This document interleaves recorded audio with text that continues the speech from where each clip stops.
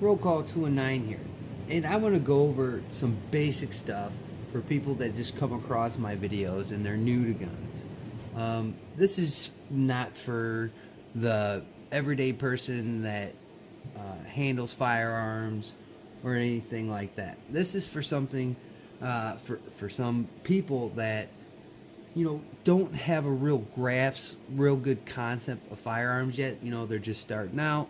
They don't know the difference between one thing or the other. They're still in their infant stage, their learning process of firearms.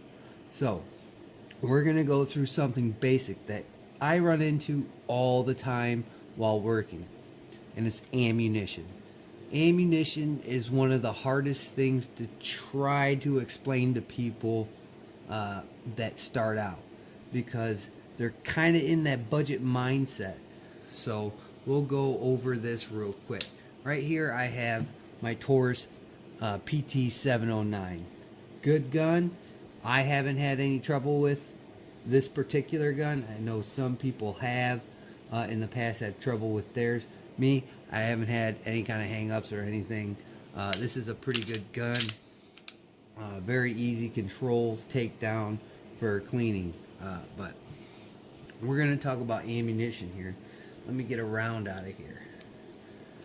Alright, so one of the things that people come to me often for at my job is ammunition. And the one thing they talk about is what kind of ammunition they should get. Now, there's all types of different ammunition out there. You have the gimmicky stuff like RIP. You have critical defense, critical duty. You have Winchester hollow points. You have the polymer rounds, the ones Ruger makes. But I always encourage first-time gun buyers, people that aren't so much skilled in handguns, to always carry a hollow point. Now, this is a hollow point. Hollow point, they come in many different shapes and sizes where the hollow point is. The RIP ammunition that I just currently talked about has like little prongs that when they impact, they split off and create some type of different wound cavity. All that stuff that they talk about. The reason why you want to carry a hollow point is because when it hits the target, it's going to expand, and it's going to slow down in velocity, and it's going to mushroom out, and it's going to open that wound cavity.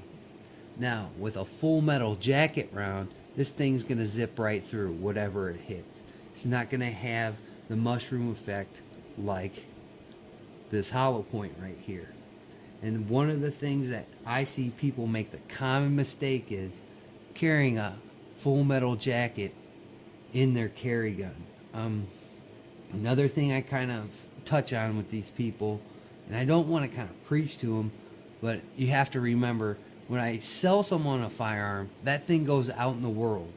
And if I'm around and God forbid they had to use their firearm in a situation, I would rather have that round stop in the person that they're shooting at and defending themselves than have a round go right through that person, and then hit me or my loved one.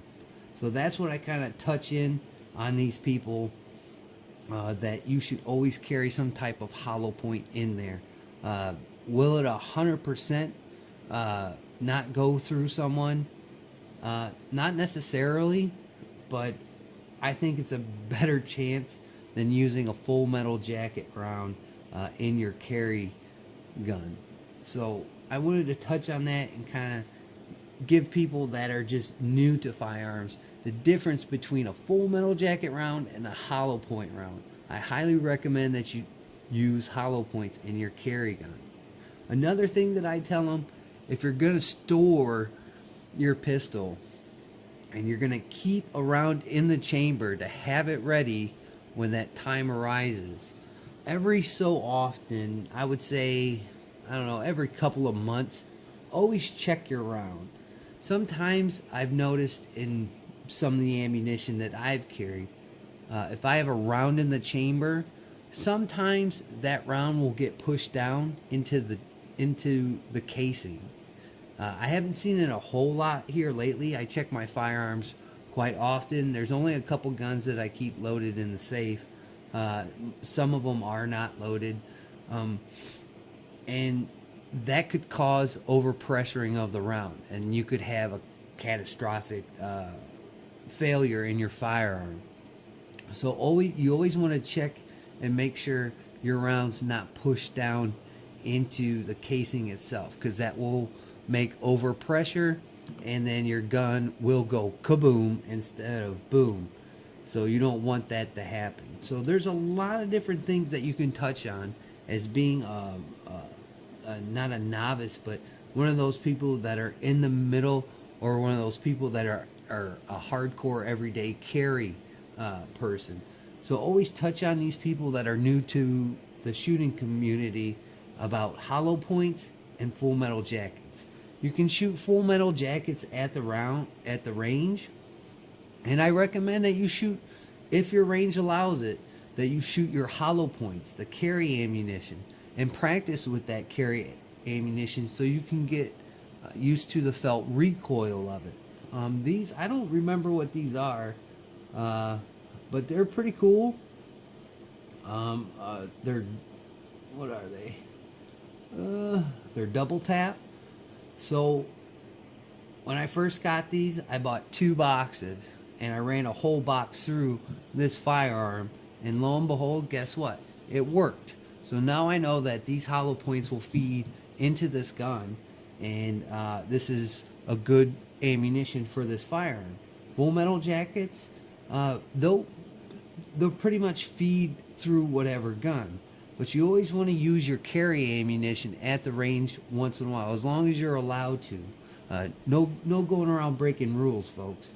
But always try your carry ammunition out so you can get used to it, because these loads might be a little bit hotter than your 115 grain full metal jackets. So I wanted to throw that out there, just spin it amongst people that are new to the firearms community about full metal jackets and hollow points, and to carry hollow points in your firearm that you're going to carry. It's very important. You are responsible for every round that comes out of that gun. So always remember that. Always remember, stay true, aim, squeeze that trigger, and just remember, make sure you hit that target, because you are responsible for every round that comes out of the gun. So if you hit someone else, or it goes through a house or does some damage, you're liable for that. So that's a good tip, and hopefully the rest of you guys that are pretty prominent to firearms and know what you're doing, teach this to other people that are either coming into the community, but not at that level that you are. So that's good advice. I get that. That which kind of ammo should I carry every day? It never fails. I had it 3 times today, and I always recommend hollow points. It's good to get you a box of some cheap 9mm 115 grain range ammo, but it's even more important that you test out your hollow points to make sure they'll feed in your gun. So with that being said, I like to thank my old and my new subscribers, and just the people that zip through. I greatly appreciate it. Like, comment, subscribe, share your favorite gun content on all the platforms, and like always, I'll catch you on the next one.